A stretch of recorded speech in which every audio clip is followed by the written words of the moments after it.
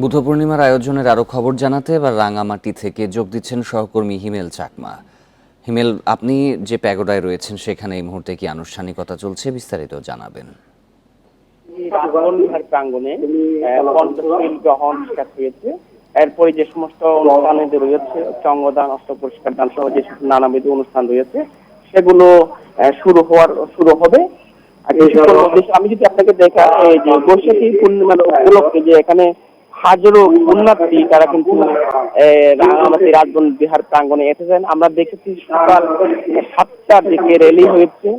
পাশাপাশি এখানে যে গৌতম বুদ্ধের যে প্রতিবিম্ব সেটার স্নান করানো হয়েছে। এরপরে আমাদের বুদ্ধ পূজা হয়েছে, কিছুক্ষণ আগে পঞ্চশীল গ্রহণ হয়েছে। এরপরে যে সমস্ত দানীয় যে সমস্ত অনুষ্ঠান যেগুলো সেগুলো হবে। তো আজকে মূলত আমরা গতকালকে থেকে রাঙামাটি রাজবন বিহারে যে আনুষ্ঠানিকতা আমরা দেখতে পাচ্ছি, পুরো রাঙামাটি রাজবন বিহারের যে প্রাঙ্গণ পুরো আলোক সজ্জা সজ্জিত করা হয়েছে। আজকে দিনব্যাপী যে প্রোগ্রাম যে কোটা রয়েছে এবং বিকালে রয়েছে প্রদীপ প্রজ্বলন, পাশাপাশি ফানুস উড়ানোর যে নিয়ম সেটা রয়েছে।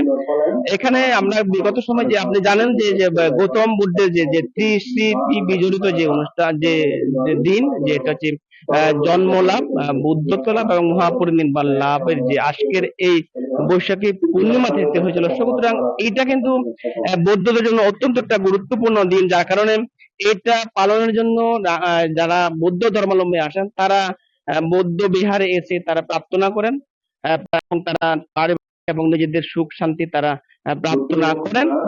সেই জন্য আমরা দেখি যে অন্যান্য যে সমস্ত পূর্ণিমার থাকে তার মধ্যে যে বৈশাখী পূর্ণিমাতে আমরা দেখি যে প্রচুর সংখ্যক পুণ্যার্থী তারা এখানে আছেন। বিগত সময়ে আমরা দেখেছি, এবারেও আমরা দেখলাম যে প্রচুর সংখ্যক পুণ্যার্থী এসেছেন।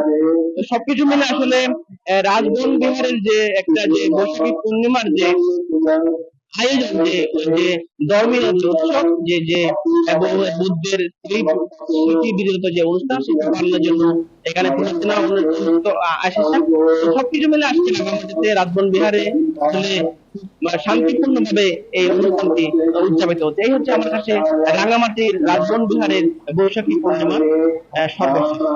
বুদ্ধ পূর্ণিমা উদযাপনের খবর রাঙামাটি থেকে জানাচ্ছিলেন সহকর্মী হিমেল চাকমা।